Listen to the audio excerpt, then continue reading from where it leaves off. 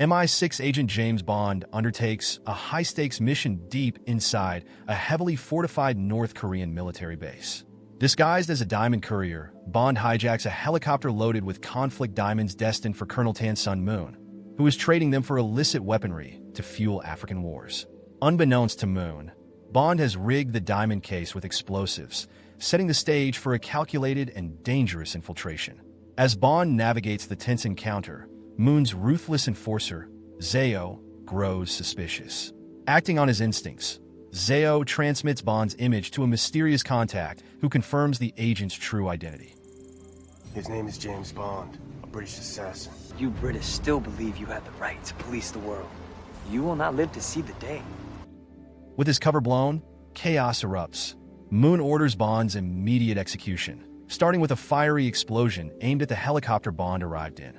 However, Bond detonates the diamond case, creating a massive diversion, and narrowly escapes the inferno. The action intensifies as Moon flees aboard a high-speed hovercraft, with Bond in relentless pursuit. The chase barrels through treacherous terrain, explosions lighting up the dense jungle. Bond uses every ounce of his resourcefulness to keep up, but the chase culminates in a dramatic climax. Moon's hovercraft hurtles over the edge of a towering waterfall, plunging into the abyss. Moon vanishes, presumed dead. Before Bond can catch his breath, North Korean soldiers swarm the scene, capturing him. Dragged before the formidable General Moon, the colonel's father, Bond faces a grim fate. Imprisoned and subjected to brutal interrogation, his mission takes a dark turn, setting the stage for a gripping tale of survival, revenge, and redemption. After enduring 14 harrowing months of torture in a North Korean prison, James Bond is finally freed in a tense prisoner exchange. In the shadow of a heavily guarded border, Bond is traded for Zao, the ruthless enforcer who exposed him. Bond awakens to face a grim debriefing with M. His return is far from triumphant. To his shock, M informs him that his 0-0 status has been suspended amid accusations of treachery. MI6 believes Bond leaked sensitive information under duress during his captivity, leading to the death of a top U.S. operative embedded in the North Korean High Command. Bond vehemently denies the accusation, convinced that a double agent within the British government has orchestrated his downfall. Determined to clear his name, Bond takes drastic action. Exploiting his training, he fakes a heart attack, forcing his MI6 guards to lower their defenses. In a bold escape, he slips away from custody and disappears into the night. Bond's investigation leads him to Hong Kong, where he reconnects with an old ally, Chong, a Chinese intelligence operative. Chong, fueled by his own thirst for revenge against Zao for the murder of his agents, reveals that Zao has surfaced in Cuba. Armed with this information, Bond prepares for the next phase of his mission, knowing he is now a rogue agent. With no official support, Bond relies on his ingenuity and his connections. As he steps into the shadows, Bond is determined to unravel the conspiracy, find Zao, and expose the traitor who betrayed him. The hunt is on, and this time, it's personal. In Havana, Bond tracks down Raoul, the enigmatic manager of a cigar factory and a covert British sleeper agent. Raoul, skilled in gathering intelligence, identifies Zao's location, a secluded gene therapy clinic run by the mysterious Dr. Alvarez, situated on a small island just off the Cuban mainland. While investigating, Bond crosses paths with Jacinta Jinx Johnson, a sharp and fearless woman who exudes confidence. After a playful exchange of flirtation, their chemistry ignites, leading to a steamy encounter. The next day, Bond follows Jinx to the gene therapy clinic, a facility offering patients the ability to alter their appearances through groundbreaking DNA restructuring. Inside the clinic, Bond discovers Zao and seizes an opportunity to confront him. However, chaos erupts when Jinx kills Dr. Alvarez and plants a time bomb to destroy the clinic.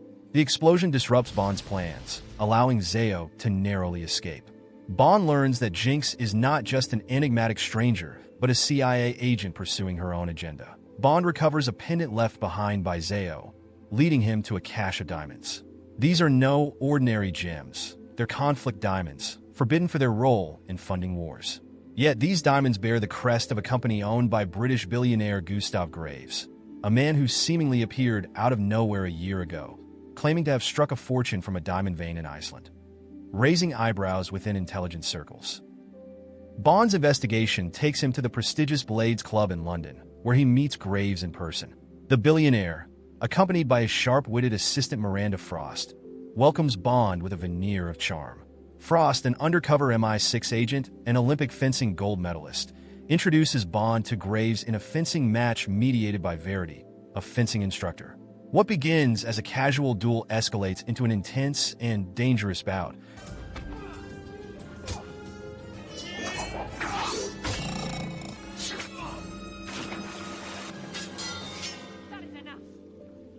Impressed and intrigued, Graves invites Bond to Iceland for a special scientific demonstration.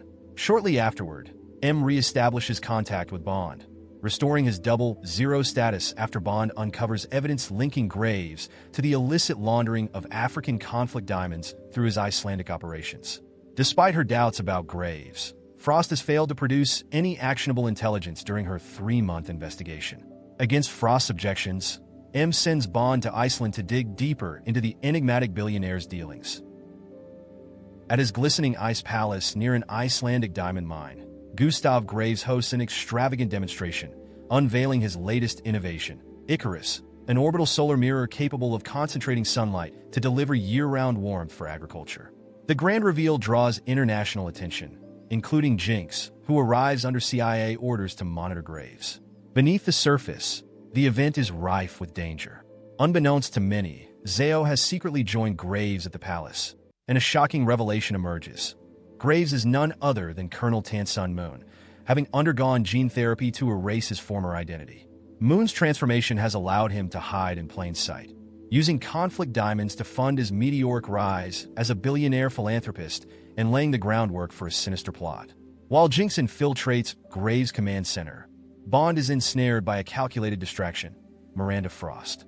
Feigning seduction, Frost diverts Bond's attention, giving Graves and Zeo enough time to capture Jinx. Who sent you? Your mama. Bond eventually uncovers the truth, Graves' true identity, the purpose behind his amassed wealth, and the satellite's role in a far more insidious plan. Bond attempts to warn Jinx, but is confronted by Frost, who reveals herself as the traitor who betrayed him in North Korea. Forced to flee under pressure, Bond vows to return.